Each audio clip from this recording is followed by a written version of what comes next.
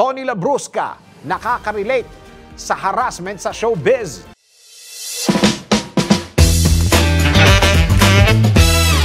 Para sa aking balitang showbiz, kinumpirma ni Tony Labrusca na nakaka-relate siya sa issue ng sexual harassment sa showbiz. Ayon sa aktor, minsan na rin siyang na-involve sa sexual harassment noong akusahan siya, ngunit inabsuelto siya ng korte dahil walang sapat na ebidensya laban sa kanya ang nagreklamo. Sinabi pa ng aktor na marami na ang naging biktima ng sexual harassment at marami na rin ang napagbintangan. Tulad niya raw na kinasuhan pa pero nanalo sila sa kaso kaya't feeling niya raw ay nagbabago na ang panahon.